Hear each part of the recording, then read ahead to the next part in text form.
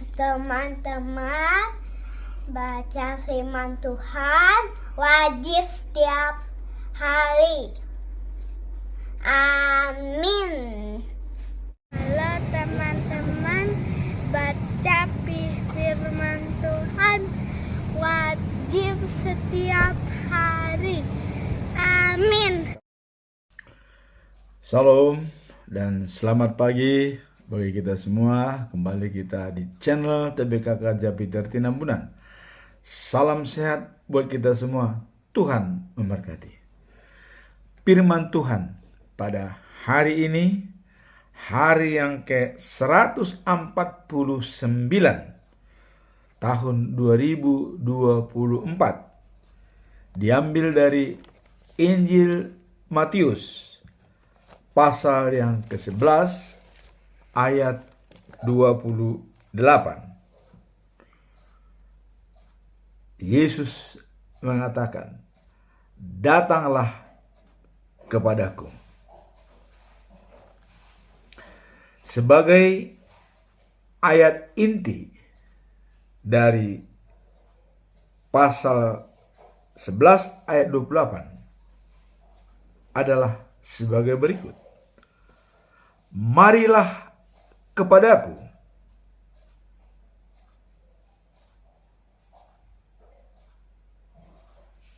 semua yang letih, lesu,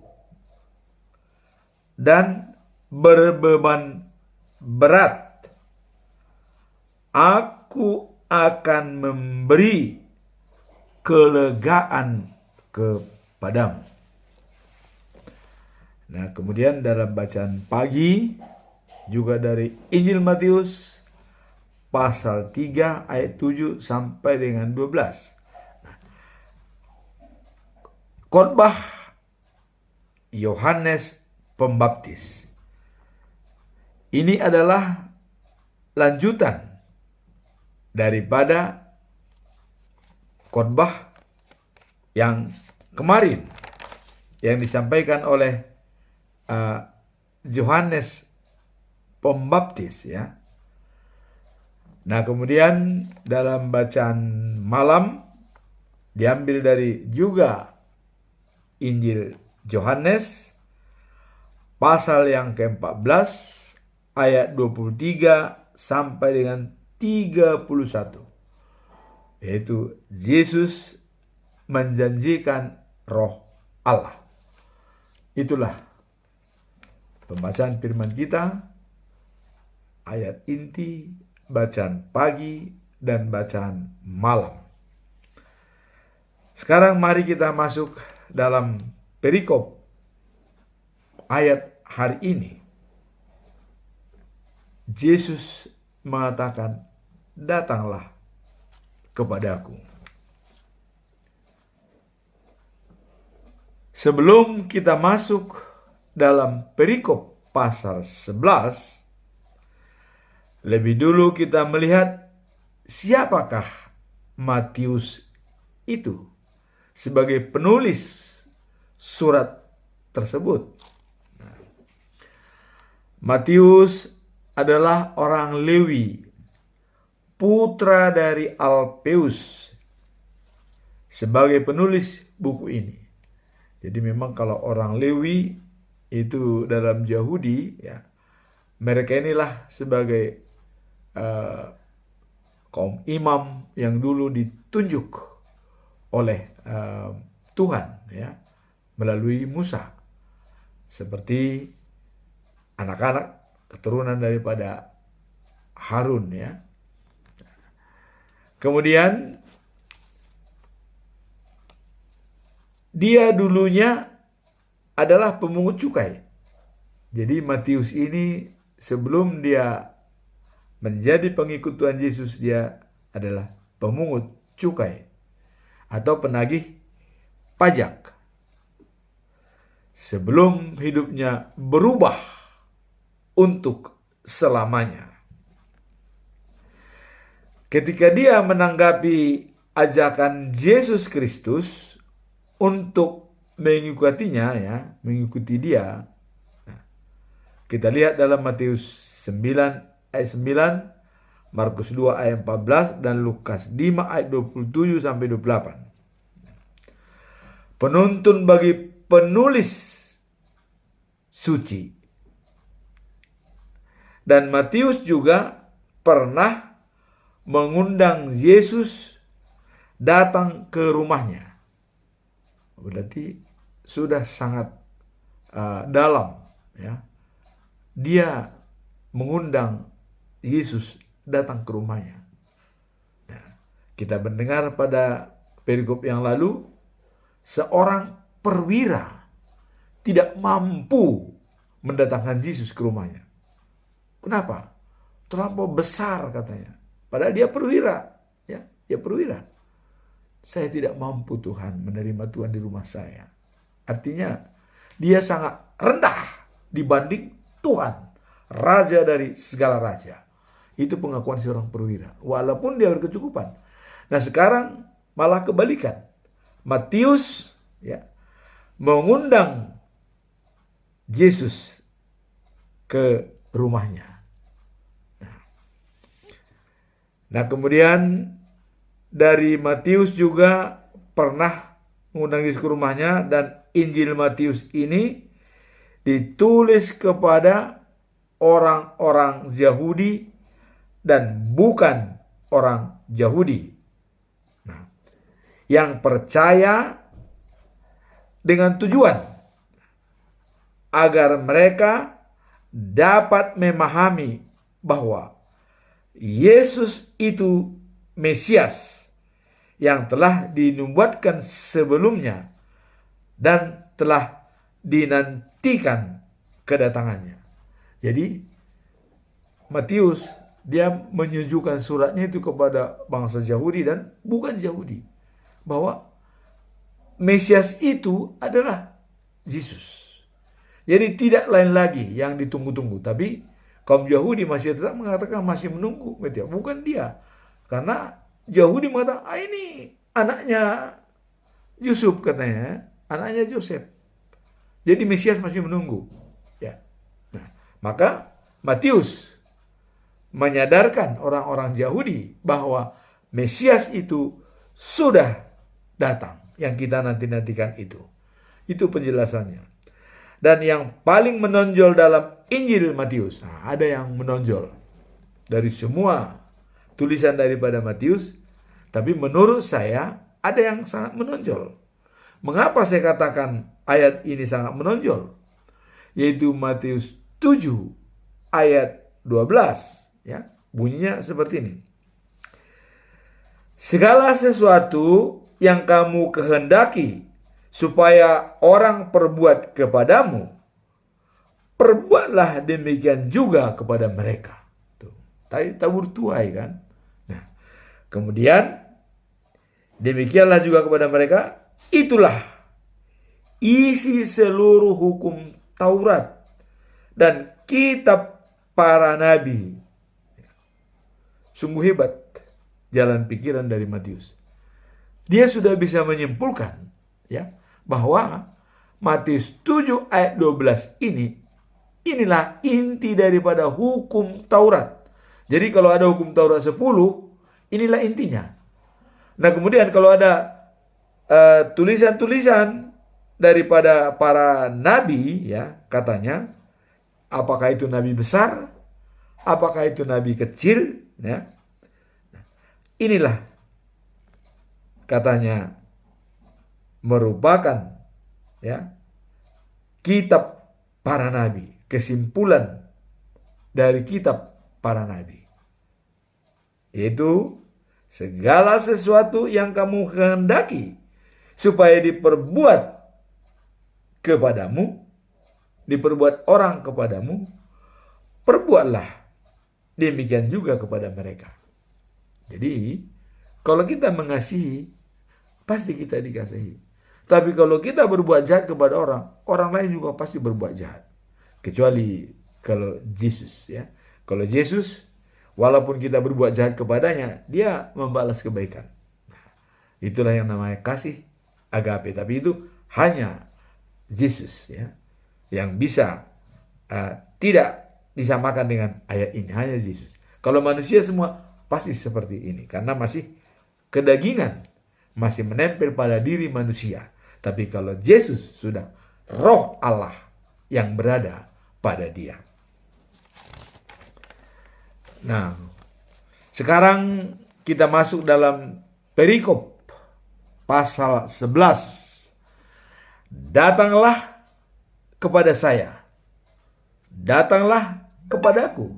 Ini kata Yesus. Jadi waktu Yesus berdoa, ya, jadi pada waktu dia berdoa dikatakan bahwa Bapa, Tuhan yang menguasai langit dan bumi. Nah, itu dulu dikatakan bahwa menguasai langit dan bumi. Aku mengucap terima kasih kepadamu karena semuanya itu engkau rahasiakan. Tuh. Apa yang dirahasiakan? Dari orang-orang yang pandai dan berilmu. Jadi katanya bahwa Allah itu merahasiakan kepada orang-orang yang pandai dan berilmu. Tetapi engkau menunjukkan kepada orang-orang yang tidak terpelajar. Itulah yang menyenangkan hati Bapa. Wah, bukan main ya. Jadi merahasiakan. Nah, dan sekarang bagi orang-orang yang pintar, yang berilmu, Trinitatis itu masih rahasia bagi mereka, belum tuntas. Tapi bagi orang-orang yang tidak terpelajar, ya seperti saya mungkin orang bodoh, itu sudah sangat jelas, ya. Karena Allah menciptakan dirinya sama seperti manusia, supaya bisa bersama dengan manusia. Tetapi semuanya yang diutarakan itu berasal dari Allah. Nah, jadi itu dulu yang Trinitas ini kita bahas ya, karena itu dirahasiakan kepada orang yang berilmu dan yang pintar, karena mereka lebih hebat, lebih jago. Oh, Tuhan beranak, diperanakan, gak mungkin katanya. Jadi mari ya. Nah, itu yang paling nyata kita lihat. Nah, kemudian bahwa terakhir, karena dia sudah kembali ke surga, tentu manusia ini kan harus ditemani oleh Allah. Maka dia mengirim roh Allah kepada manusia. Nah, terutama dulu kepada yang nyata pada murid-muridnya. Tapi semuanya sebenarnya roh itu diberikan kepada semua umat manusia di dunia. Sebenarnya roh Allah itu sudah berada pada diri kita sejak napas kita ada. Cuman apakah itu bisa kita pelihara dengan baik? Roh Allah dalam diri kita? Apakah lebih banyak hawa nafsu yang menguasai diri kita? Nah, ini sebenarnya. Nah, kemudian dengan berangkatnya Yesus ke surga, dia perkuat lagi. Diberikan roh Allah untuk menemani kita selama-lamanya. Nah, makanya dalam baptisan kudus selalu dikatakan Trinitatis itu selalu dibawa karena sudah diciptakan oleh Tuhan. Kecuali kalau belum diciptakan, ya harus care kita ya, bahwa dalam nama Allah Bapa, dalam nama Tuhan Yesus Kristus, dan nama Roh Kudus dibaptis selamat. Nah, kira-kira begitu. Jadi itulah rahasia yang diberikan kepada orang-orang yang berilmu dan yang pintar, karena mereka lebih hebat. Apalagi di YouTube, wah sangat hebat, jauh semua, bicara begini, waduh. Padahal cuman kuncinya kan adalah Yohanes 14 ayat 6. Akulah jalan dan hidup. Tidak ada yang sampai ke surga tanpa melalui aku. Nah, ini jelas. Ini kenyataan kok, ya. Dan yang menghakimi manusia nanti adalah Yesus. Dalam Al-Quran dikatakan Isa Al-Masih. Nah, kalau kita tidak percaya kepada dia bahwa Tuhan, bagaimana kita bisa dihakimi oleh dia? Ya mungkin nanti datang kita pada dia, saya tidak kenal kamu katanya. Nah walaupun dalam agama tertentu dia bilang, katanya ditanya, apa agamamu? Apa? Enggak. Di Tuhan tidak ada agama, tidak ditanya lagi. Yang beriman, apakah agama Kristen, Muslim, Hindu, Buddha, apapun agamanya. Yang beriman, itu yang datang kepada Tuhan. Bukan ditanya agama, tidak ada ditanya agama. Tidak ditanya apa sukumu, apa agamamu, tidak. Yang beriman baru boleh ditanya, boleh mendaftar untuk antri. Ya, nah makanya kemarin dikatakan bahwa orang terdaftar pertama bisa antri belakangan, ya, atau malah tidak dapat antrian, sudah terlambat. Tapi orang yang datang belakangan bisa menjadi yang pertama masuk. Itu kata Yesus ya. Nah, sekarang kita lihat dalam perikop ini tadi bahwa waktu Yesus berdoa, Bapa Tuhan yang menguasai langit dan bumi, aku mengucap terima kasih kepadamu karena semuanya itu Engkau rahasiakan dari orang-orang yang pandai dan berilmu, tetapi Engkau tunjukkan kepada orang-orang yang tidak terpelajar. Itulah yang menyenangkan hati Tuhan. Ya. Yang dipilih Tuhan Yesus siapa? Kan bukan kaum agama yang hebat-hebat, yang pintar-pintar, bukan. Penjala. Ya, penangkap ikan, nelayan. Yang dipilih itu nelayan, ya. Petrus, Andreas dan kawan-kawan, nelayan yang dipilih. Nah, kemudian yang dibenci oleh orang, pemungut cukai, seperti Matius kan? Matius pemungut cukai, tapi dia juga pengikut Tuhan, ya. Dia dibenci orang, ya.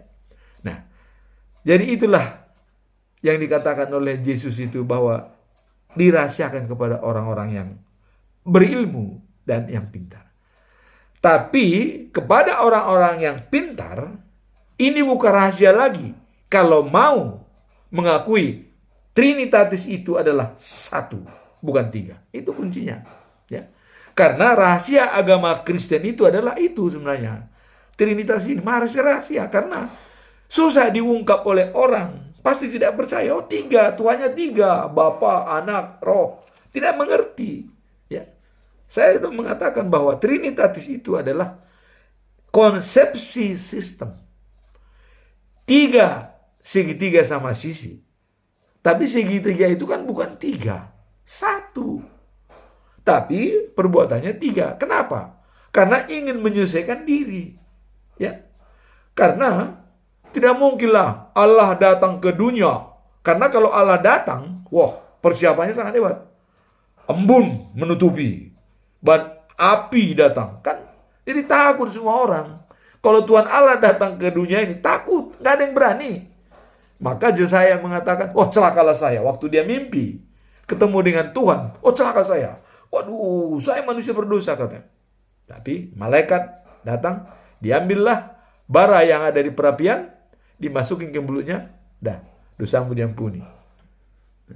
Begitu dibilang, lantas Allah bersahabat dengan Yesaya. Dikatakan, siapa yang akan kuutus? Dan siapa yang bisa membawa berita kita? Tuh, Tuhan Allah mengatakan berita kita. Ya, berarti Allah sudah menganggap Yesaya itu adalah teman, sahabat, berita kita. Kalau sudah mengatakan kita, itu sudah sahabat. Ya. Nah, lantas apa kata Yesaya? Yesaya mengatakan, inilah aku, utuslah aku. Udah, beritakan firman Tuhan kepada seluruh bangsa-bangsa. Nah, itulah Yesaya berapi-api menyampaikan firman Tuhan, ya. Termasuk waktu Yohanes di padang gurun, ya, siapkan jalan Tuhan, ya. Ratakan semua gunung, ya. Luruskan jalan. Tuhan mau datang katanya, ya. Padahal itu dinubuatkan 800 tahun sebelum Kristus lahir. Coba.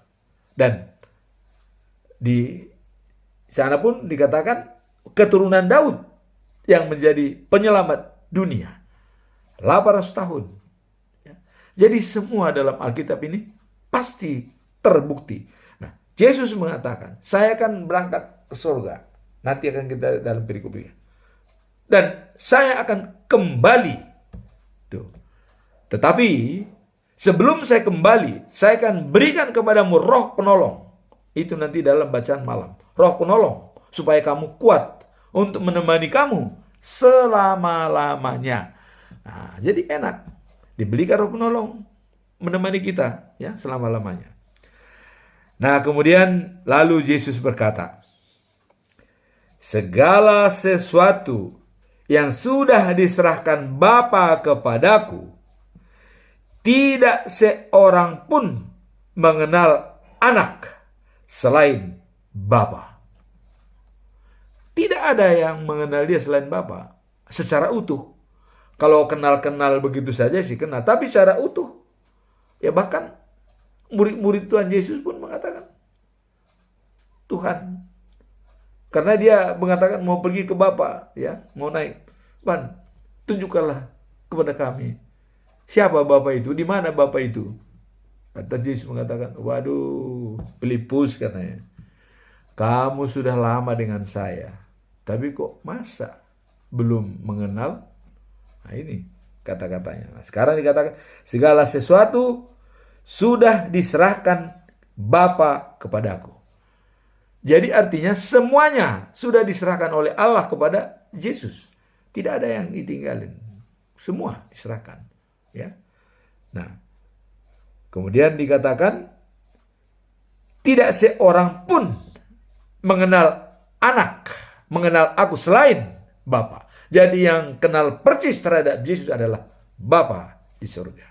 Manusia tidak. Walaupun kita mengenal dia, tapi tidak seutuhnya. Karena Allah sudah mengatakan, kehendakku bukan kehendakmu, jalan pikiranmu bukan pikiranku.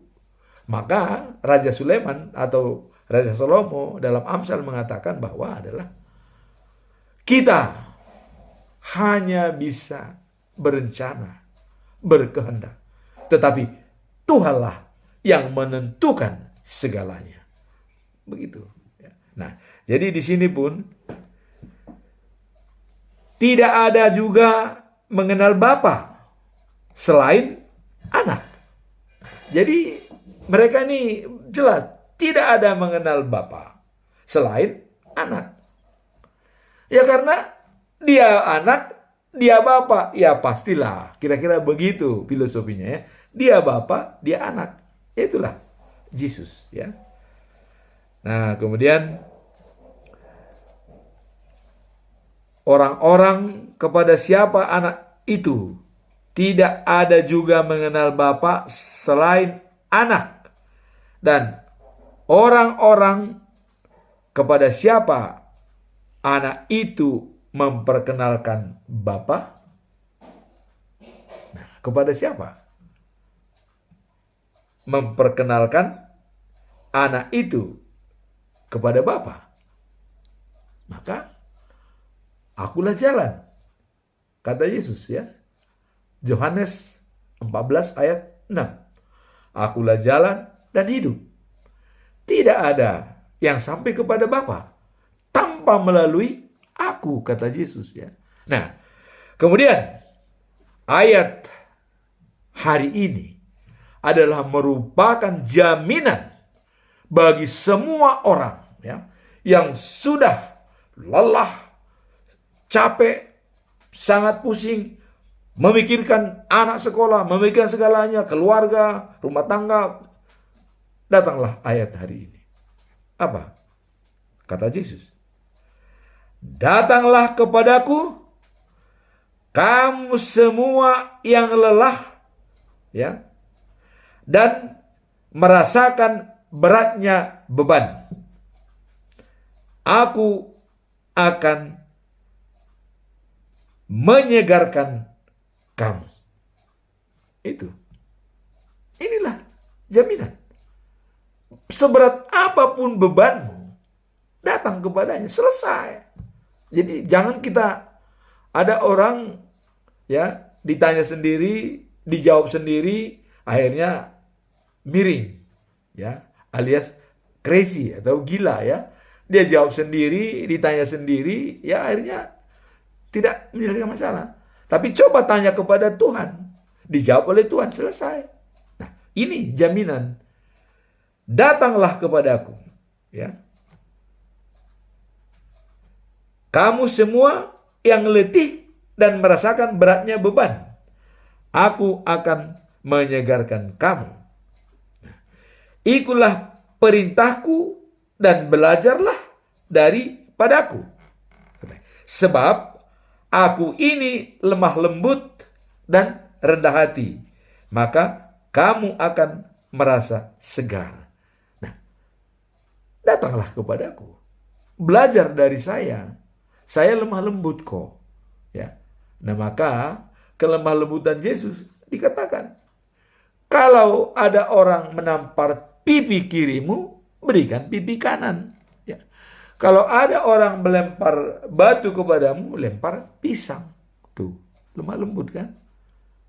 Tetapi ini dengan jaminan, ini filosofi. Tidak mungkin kita dilempar orang, karena kita sudah tahu, belajarlah kepadaku.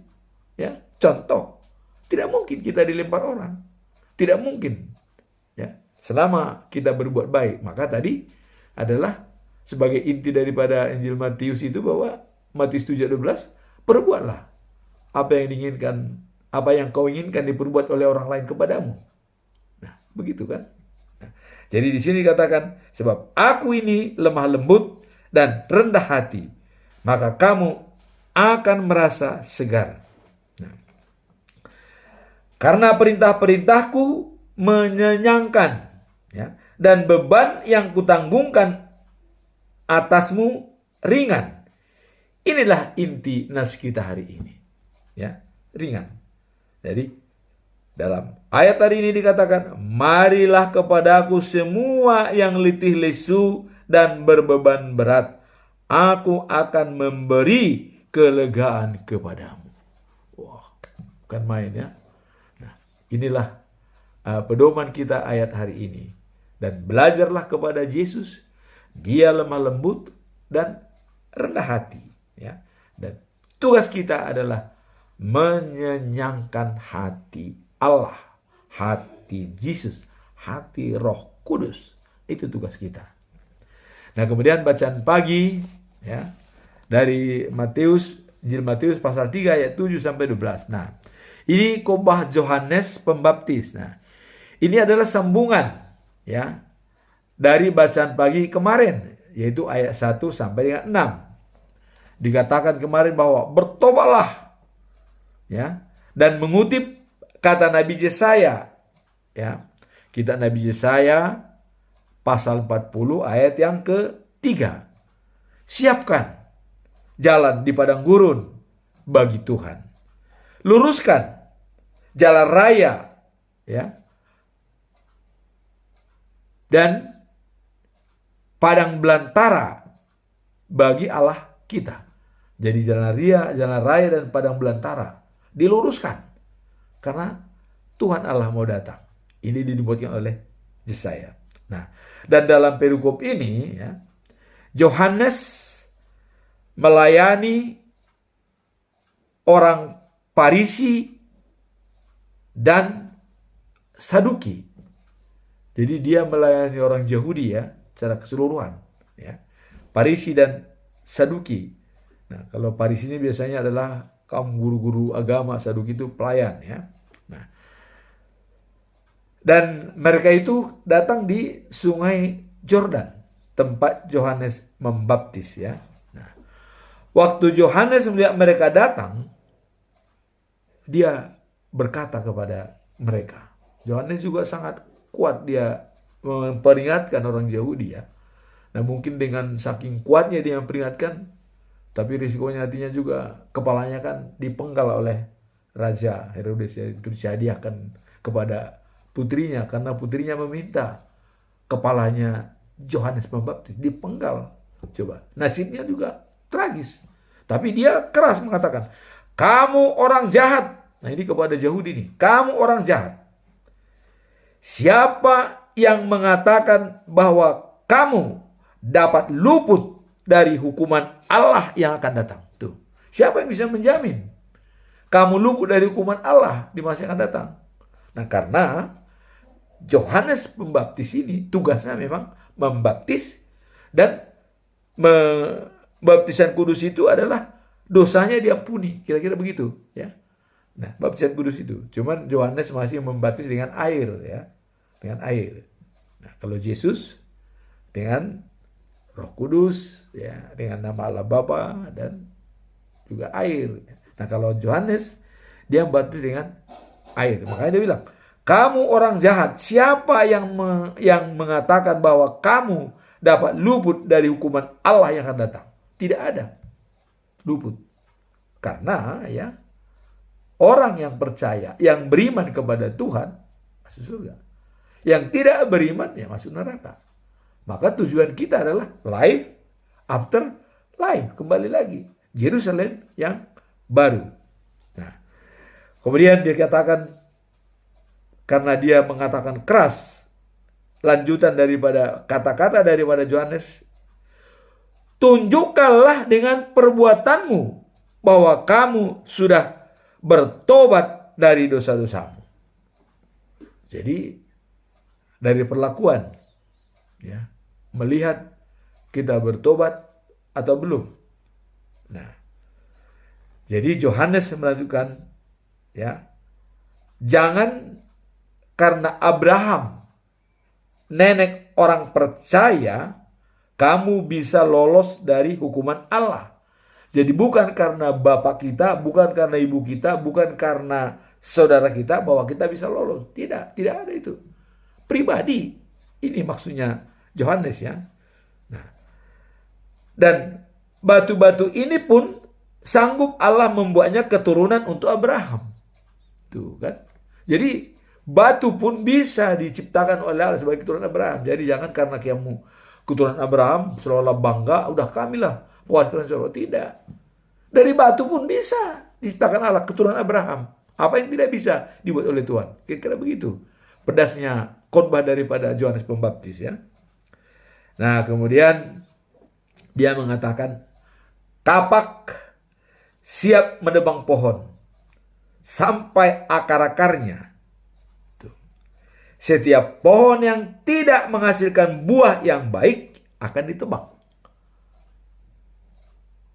Kapak, ini hiasan. Kapak itu siapa? Ya Tuhan. Ya. Siap menebang. Mulai dari akar-akarnya sampai dari semua. Ya, siap ditebang. Dan kenapa ditebang? Kalau tidak menghasilkan buah yang baik. Tuh. Nah, buah yang baik itu apa? Itulah dikatakan Galatia 5 ayat 22. Itu lemah lembut, damai sejahtera, sukacita, penguasaan diri ya. Itu ada 9 buah roh. Nah, mari kita lihat itu dalam Galatia 5 ayat 22. Silakan bisa dibaca ya. Buah-buah roh. Itulah buah yang baik. Jadi kalau kita tidak berbuah baik itu, ya ditebang. Itulah kata Yohanes tadi. Kamu orang Yahudi jahat, tidak ada seorang pun yang menjamin kamu lepas dari hukuman Allah. Tidak, kalau berbuat jahat. Tapi kalau berbuat baik, katakan tadi adalah akan menghasilkan buah, tidak akan ditebang. Nah, kemudian Yohanes bilang, ya, saya datang kepadamu untuk membaptis kamu dengan air, untuk mengatakan bahwa kamu sudah bertobat dari dosa-dosamu. Nah, jadi dia sudah mengatakan bahwa saya datang kepadamu untuk menebus dosa dan bertobat. Dibaptis kamu di dalam nama Tuhan Allah ya, tetap dibaptis Tuhan Allah. Nah, dan dia dikatakan juga kebesaran yang akan datang, Yesus. Nah, jadi saya membaptis dengan air. Nah, tetapi yang akan datang sesudah saya akan membaptis kamu dengan roh Allah dan api. Ia lebih besar dari saya. itulah Tuhan Yesus, ya, akan lebih besar dari saya. Bahkan dikatakan, ya, untuk membawa sepatunya pun saya tidak layak. Nah, jadi ada dalam perikop lain membawa sepatunya, tapi ada juga membuka tali sepatunya pun tidak layak. Coba. Jadi sama lah itu, membawa sepatunya atau membuka tali.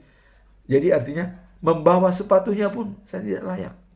Sepatu yang dipakai, ya, membawa tidak layak, katanya.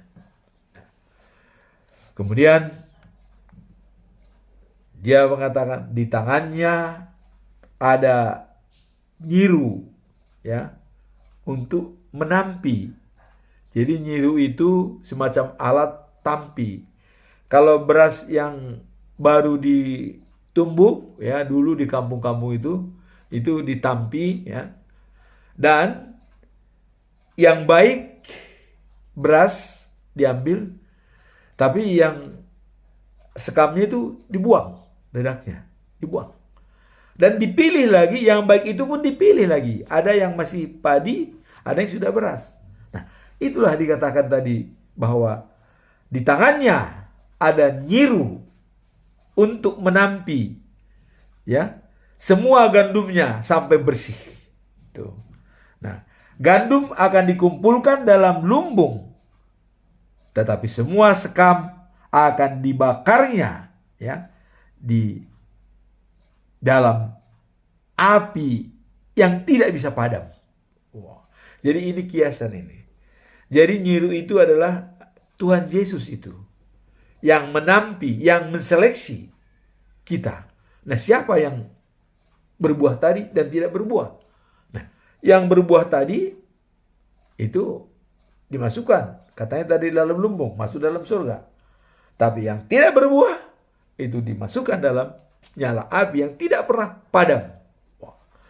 Nah, itulah kedatangan daripada Yohanes Pembaptis. Nah, ini adalah gambaran surga dan neraka. Jadi jelas apa yang kita lihat.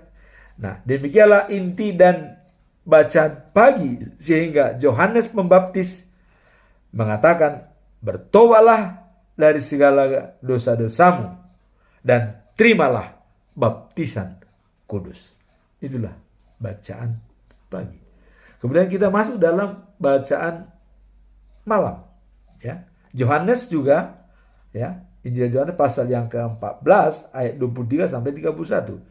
Yesus menjanjikan Roh Kudus. Nah, dalam perikop sebelumnya Yesus adalah jalan kepada Bapa, ya. Yohanes 14 ayat 6. Yesus adalah jalan kepada Bapa, ya. Nah, dalam perikop pasal 14 lain, ya, lanjutan, Yesus menjanjikan Roh Kudus. Jadi ini lanjutan daripada perikop sebelumnya. Nah, dia berkata, jadi Yesus mengatakan, ya, kalau kalian mengasihi aku, kalian akan menjalankan perintah-perintahku. Aku akan minta kepada Bapa, dan Ia akan tinggal bersamamu, bersama kalian untuk selama-lamanya. Ya. Jadi jaminannya mengasihi Bapa, mengasihi Dia, dan menjalankan perintah-perintahnya. Yesus minta kepada Bapa untuk kita bersama Dia selama-lamanya. Itulah jaminannya.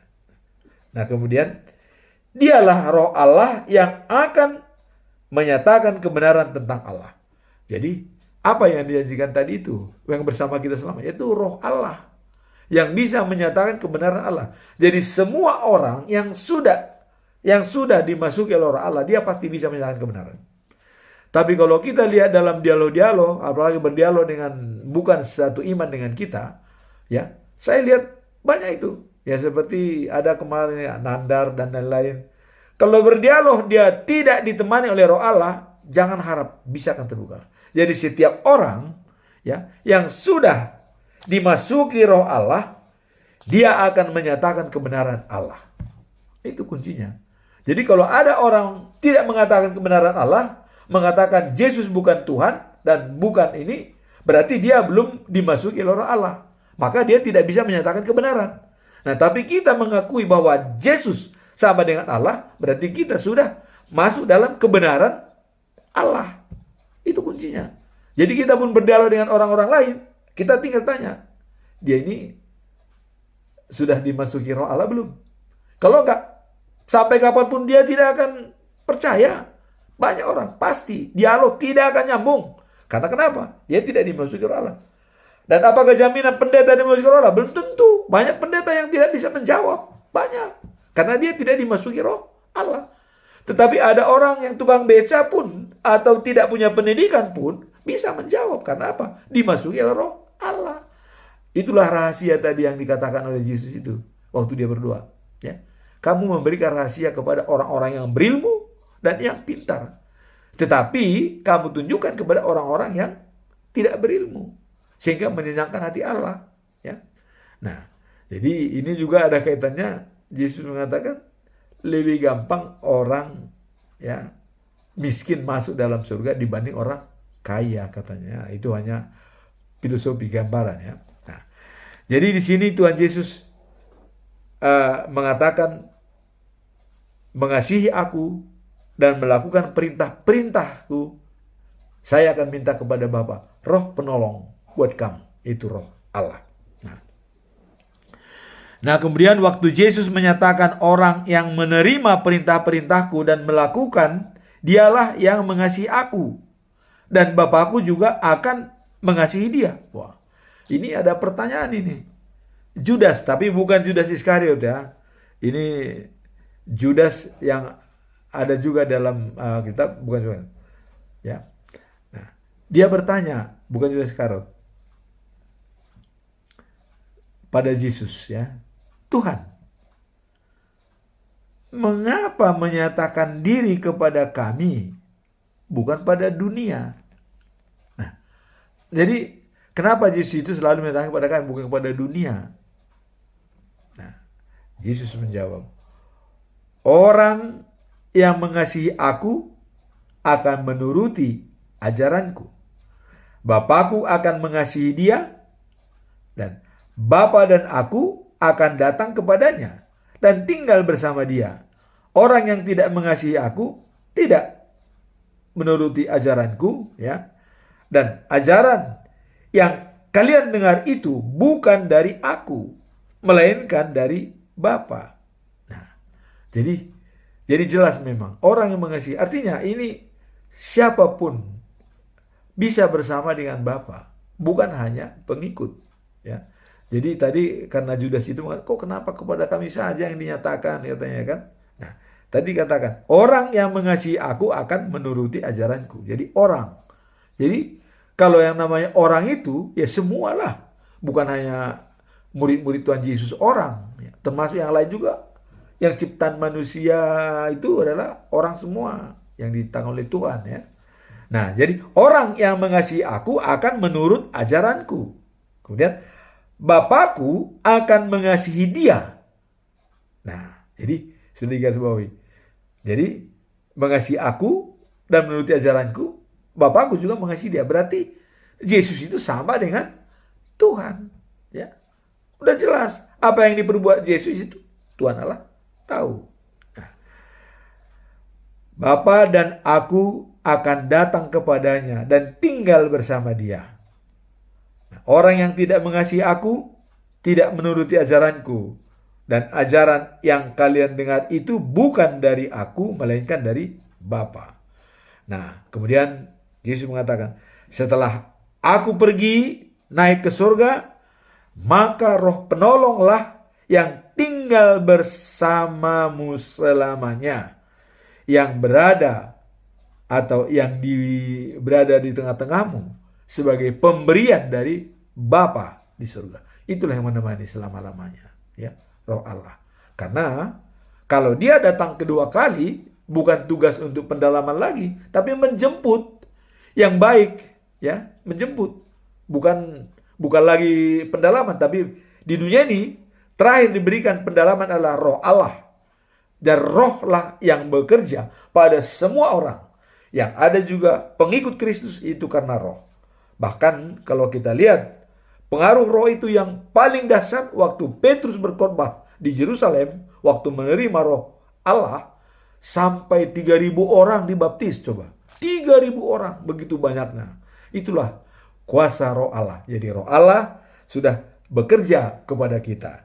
Dan waktu Yesus berangkat naik ke surga, sejahtera aku tinggalkan kepadamu, dan bukan seperti yang diberikan dunia. Tidak sama.